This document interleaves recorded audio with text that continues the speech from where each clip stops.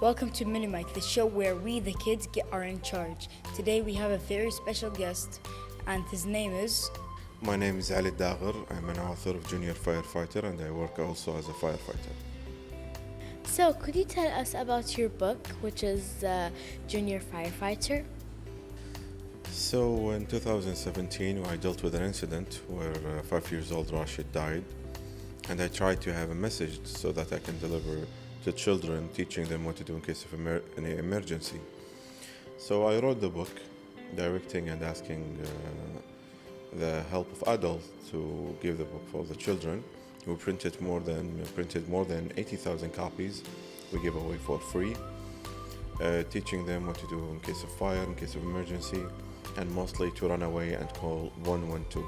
Because as children, we don't ask them to endure with fire or try to use fire extinguishers. It's a work for adults only. How did he die?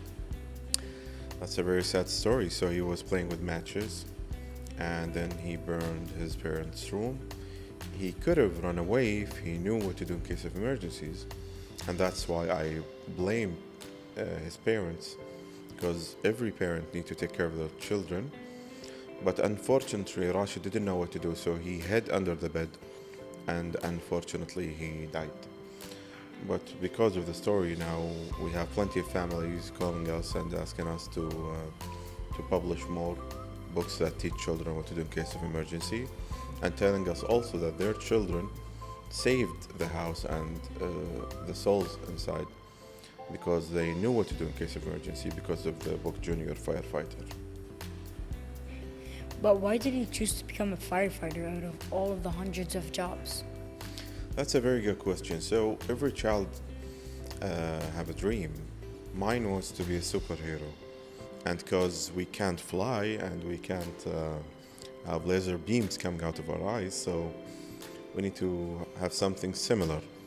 All superheroes try to rescue people. And the best job with rescuing people is being a firefighter, because you have the costume and you have the journey and you need to be brave. So as a child, I think I participate in this job without knowing it. What are the steps to put off a fire, which is a burning building? So putting out a fire needs us to have smoke detectors, fire extinguishers, and adults know how to deal with these circumstances. It will be much easier if you use fire extinguishers and know the right fire extinguishers to use.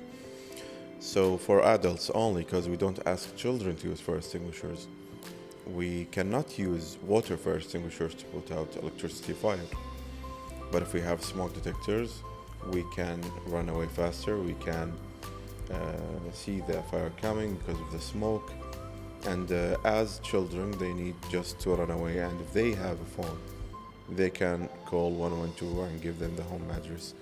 Unfortunately, plenty of children, they do not recall their home addresses, so I endured them to recall their home addresses. Guys, we're going to take a short break. We'll be back in just a couple seconds. Trust me, we're just getting started.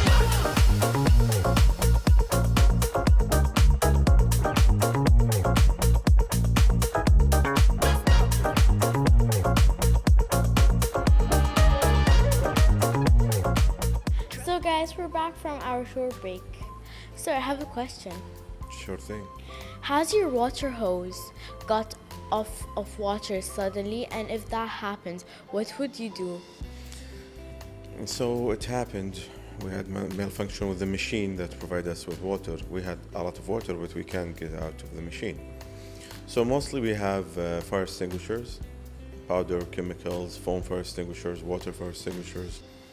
But if we don't have any of these, we use sand, because sand can suffocate the fire and put out the fire. But why not use fire hydrants? That's a very good question. So if we have a malfunction of the machine, we cannot take the fire hydrant. We can't actually get the water through the fire. So that's why it depends on the fire.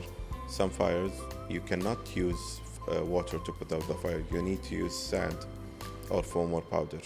I didn't know that sand can like clearly get off a fire. Just imagine have a bucket of sand and put it on the flame. So it's, yeah. Have you ever been scared of a fire?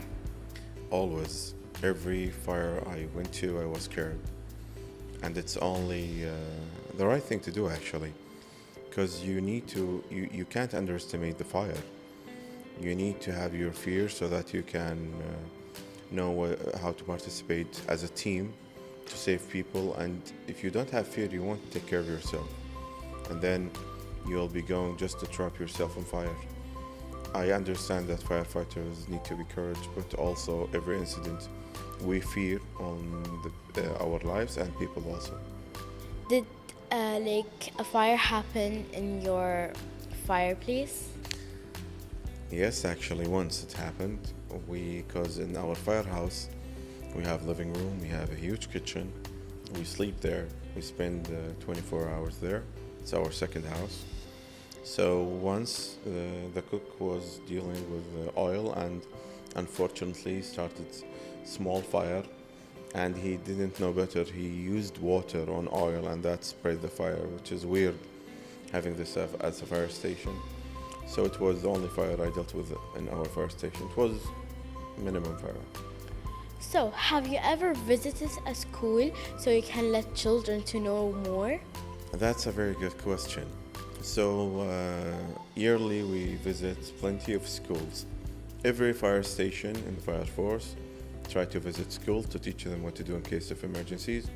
We bring our fire truck, we try to demonstrate the fire. We don't actually turn on a fire, we try to teach them how to use fire extinguishers. It depends on the age. So if they're children, we ask them just to call 112 and to run away. If they're adults, we ask them to know how to use fire extinguisher. In all cases, we encourage them to have fire extinguishers and smoke detectors. It will be their night guard. We have fun visiting schools all the time.